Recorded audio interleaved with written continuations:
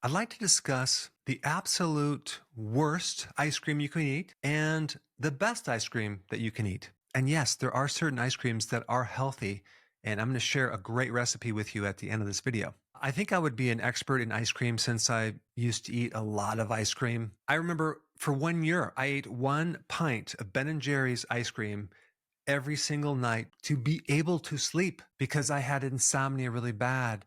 And I noticed when I consumed Ben& Jerry's, it put me to sleep. Little did I know that was called a sugar coma. So let's start out with the worst case scenario type ice cream, Ben& Jerry's. So if you look at the ingredients for Ben& Jerry's, it has cream, it has liquid sugar, skim milk, more sugar, brown sugar, soybean oil, and of course, don't forget the tapioca flour, which by the way, they use for a filler and it's not even sweet. Now, what's interesting about Ben& Jerry's ice cream is that per serving size, there's 49 grams of carbohydrate. So 49 times 3 equals 147 grams of carbohydrate. And so some of that starch turns into sugar. So what we're really dealing with is about 35 and a fourth teaspoons of sugar in the Ben& Jerry's pint of ice cream. So take a look at how much sugar that's in there. All right, let's come up the list to Breyers. One serving size is 21 grams of carbs, 18 grams of sugar, but there's 4 serving sizes. So if you multiply 21 times 4, we get 84 grams of carbohydrate. But with this product, we're not just dealing with regular sugar. We're dealing with high fructose corn syrup. This is actually way worse than cane sugar. And on top of that, they're adding seed oils. It's deadly. This is why if you're doing high fat, you must also do low carb. You don't ever want to do high carb and high fat together. Unfortunately, ice cream is usually that scenario. The next type of ice cream we're going to talk about is Breyers vanilla. Okay, just plain vanilla. And it's very interesting because they only have like 4 ingredients: milk, cream, sugar, a certain type of gum, kind of like a thickener, and then natural flavorings. Okay, that's it. So that's obviously a major step up. Okay, but they don't necessarily tell you if it's organic or grass-fed, whatever. Then they have another version of Breyers called Carb Smart. Okay, this is apparently their low carb version. And then they ruined it with maltitol syrup. It's a type of sweetener that's supposed to not raise your blood sugars that much. Just because something that says it's carb smart or it's low carb or it's keto friendly doesn't necessarily mean it's truly friendly to your blood sugars. Plus, it creates a lot of gastrointestinal problems. And of course, they also add the soluble corn fiber that people are saying are really good for you, but there's no safety studies on them. And then they have something called sucralose, which is a chlorine-based sugar, and it's been known to create some issues with your microbiome. So I would definitely stay away from that one. But if I had the choice between the regular vanilla Breyers with the 5 ingredients and this one, I'd probably go with the regular one. I just would not consume very much. Now let's talk about Haagen-Dazs, okay? This is another one that has like 5 different ingredients. It has cream, skim milk, egg yolk, cane sugar. It has natural flavoring. The amount of cane sugar is 23 grams. So the serving size is 2.5, which puts it only at 14 teaspoons of sugar instead of 34 teaspoons of sugar. Haagen-Dazs has half the sugars that Ben& Jerry's has. Now let's get into the so-called keto-friendly types of ice cream. So the first one I'm going to show you is this right here. It's just keto. I think it's a keto brand.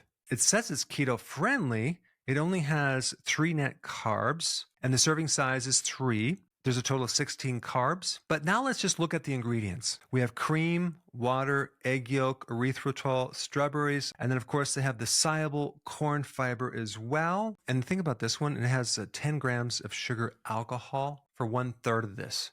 So if you were to consume this whole thing, that's 30 grams of sugar alcohol. That's going to create digestive issues. I'm glad that they don't add other types of sugar in here. So I think they ruined it with all these synthetic fibers, honestly. But again, if we're comparing it to Ben& Jerry's, it's a step up. I just have to tell you a quick story. I decided at one time, several years ago, to create a keto-friendly ice cream. And I wanted to use coconut oil as our fat, and I used the best ingredients, and we went back and forth to create the best texture. It's a big problem to solve. I remember going to the manufacturing company to do the first run, and I ordered the wrong coconut oil. It was a disaster. Finally got it done, and we created this amazing ice cream. It was literally was the best ice cream I've ever had. Here's the problem. Ice cream is frozen. It's vulnerable to heat. All of the air that kept it fluffy went away, and like the ice cream was like down 1/3 right here. We literally put 20,000 units into the dumpster. So that was my adventure into the land of making ice cream.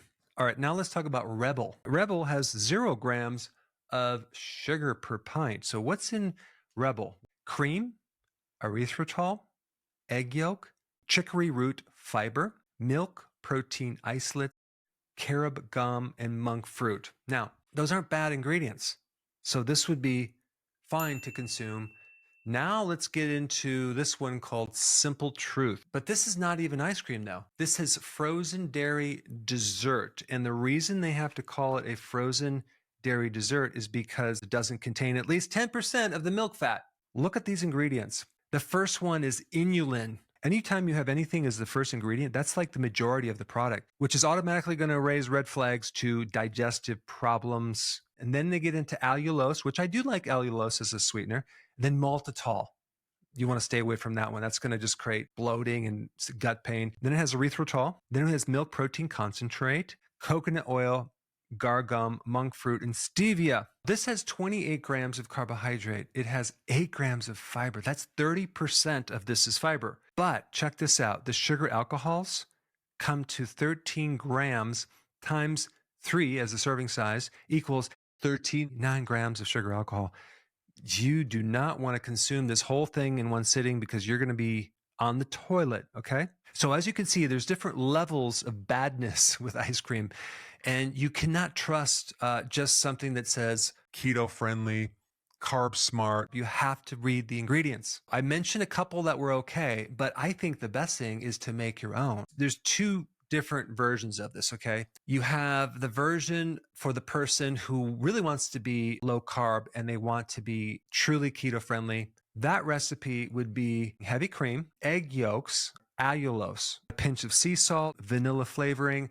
You can also add other things too, like pecans or walnuts. Blend it up, and then you put it in the freezer for 4 to 5 hours, and you take it out, and you got your ice cream. Okay, so that's one version. There's another version I want to mention. That would be involving organic cream, 2 egg yolks, add the honey in there, a little pinch of sea salt, pure vanilla, and either put it in the ice cream maker or put it in the blender. And then you have more control of what's in your ingredients, and you can have this on a special occasion. So go ahead and try out the recipe. Tell me what you think, and I will see you in the next video.